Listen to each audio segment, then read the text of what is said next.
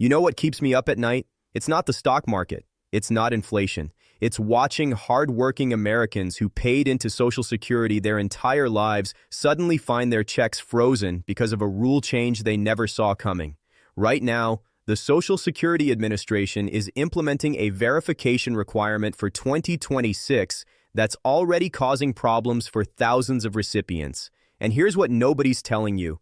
If the SSA can't verify your identity through their new authentication system, or if there's a discrepancy in your records, maybe an old address, a name that doesn't match exactly, or missing documentation, they have the legal authority to suspend your entire payment until it's resolved.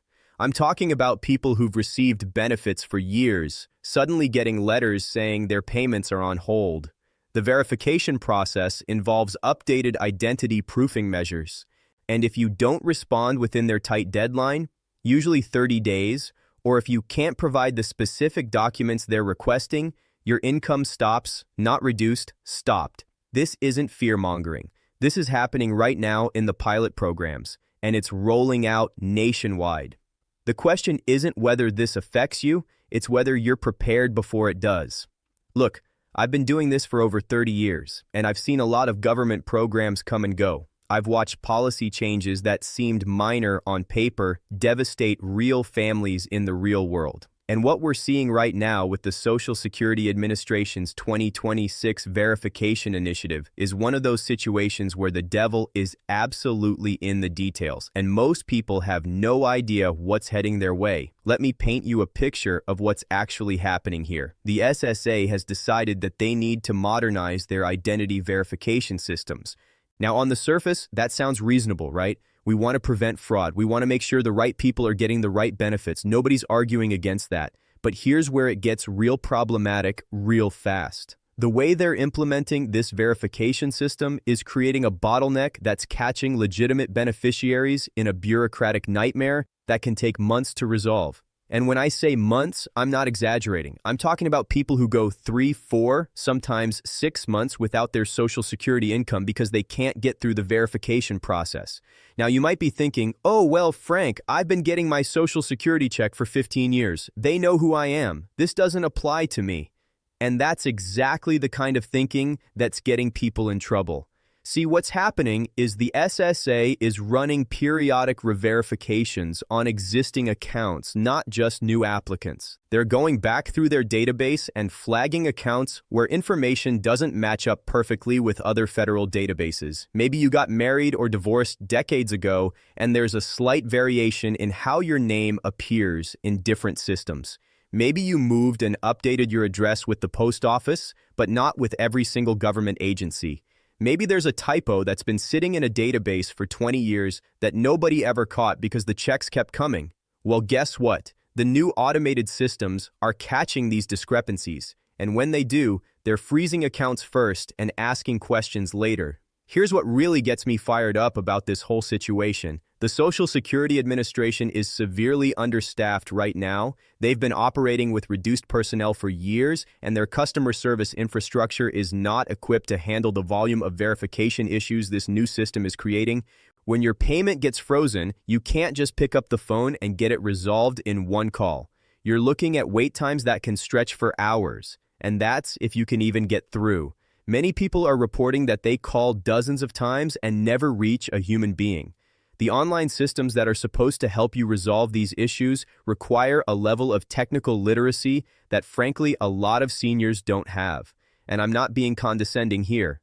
I'm being realistic. If you didn't grow up with computers and smartphones, navigating a complex government verification portal with multiple authentication steps can be genuinely overwhelming.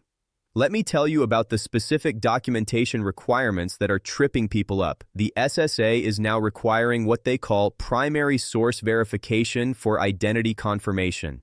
That means they want original documents or certified copies, not photocopies. They want your birth certificate, but not just any birth certificate. It needs to be an official certified copy with a raised seal. If you were born in a rural area 70 or 80 years ago and your birth wasn't properly recorded, or if the county courthouse where your records were kept had a fire or flood, you could be looking at a situation where obtaining that document is extremely difficult or even impossible. They want proof of citizenship or lawful presence, which again sounds straightforward until you realize that many people who were born in the United States before comprehensive record-keeping systems were in place don't have easy access to these documents.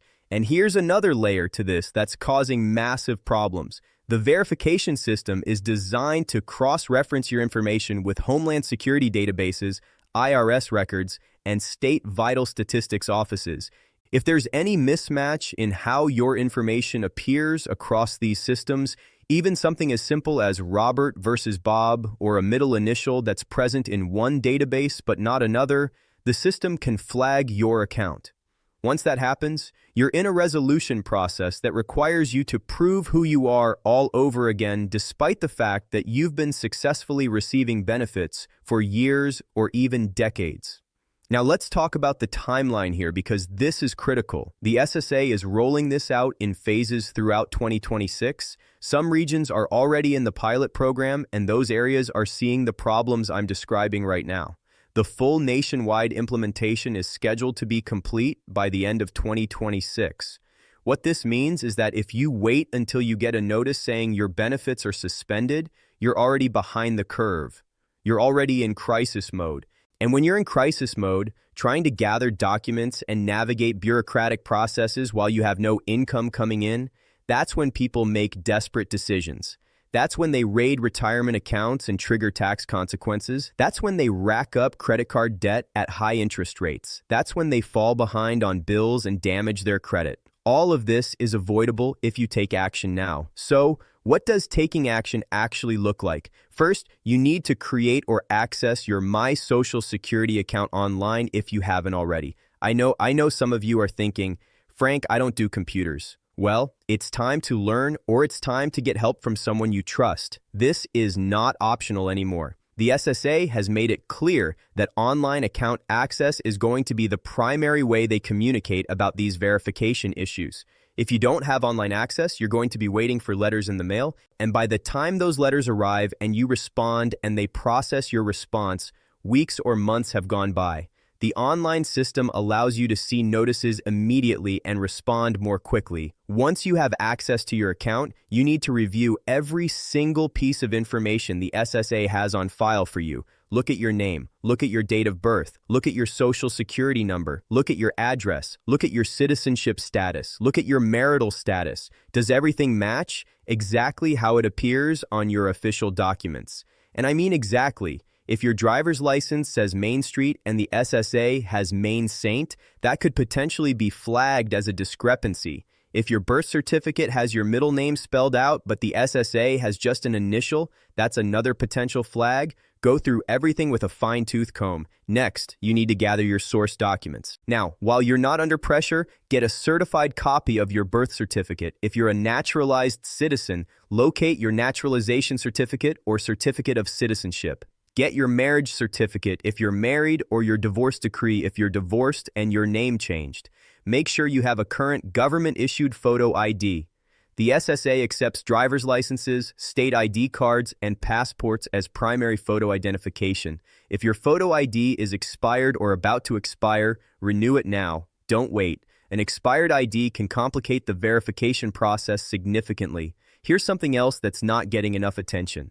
If you have a representative payee managing your Social Security benefits, the verification requirements are even more stringent. The SSA is cracking down on representative pay arrangements because there have been instances of fraud and abuse. If someone is managing your benefits on your behalf, both you and your representative payee may need to go through enhanced verification. This could involve in-person appointments at a Social Security office, which, as you can imagine, are backed up for months in many areas. If you have a representative payee arrangement, you need to make absolutely certain that all the paperwork is current and accurate and that the SSA has clear documentation of why this arrangement is necessary. Let me address another critical aspect of this that affects a lot of people. If you're receiving Social Security disability insurance or supplemental security income, the verification requirements can intersect with your ongoing disability reviews in ways that create additional complications. The SSA might use the verification process as an opportunity to also review whether you still meet the medical criteria for disability benefits. Now, legally, these are supposed to be separate processes, but in practice, once your file is opened and being reviewed, everything gets looked at. If your medical documentation isn't current, or if there are questions about your continuing disability, you could find yourself dealing with multiple issues simultaneously. Make sure your medical records are up to date and that your doctors are aware that you're receiving disability benefits. If you have a continuing disability review coming up, don't assume it's unrelated to the verification process. Now, I want to talk about what happens if, despite your best efforts, your payment does get frozen. First, do not panic. I know that's easier said than done when you're dependent on that income, but panic leads to poor decisions. When you receive a notice that your benefits are suspended, that notice will include specific information about what's needed to resolve the issue.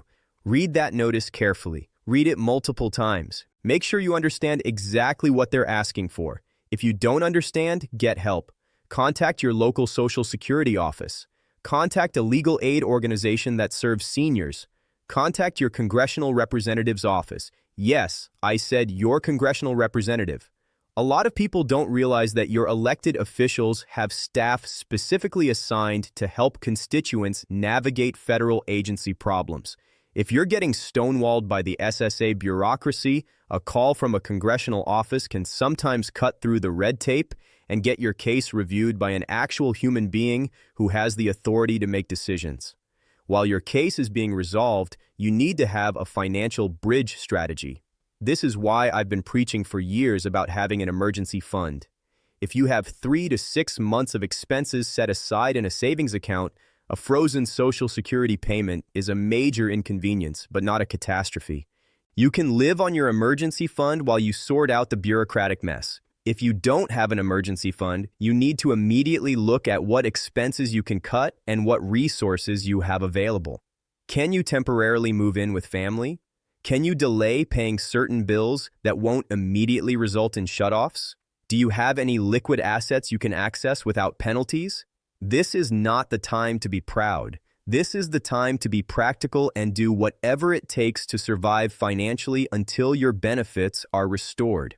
I also want you to understand that you have appeal rights. If the SSA makes a decision you disagree with, whether it's about your identity verification or any other aspect of your benefits, you have the right to appeal that decision. The appeal process has strict deadlines, usually 60 days from the date you receive the notice. So you cannot sit on this. If you're going to appeal, you need to file that appeal immediately. You can request a reconsideration, then a hearing before an administrative law judge, and even federal court review if necessary.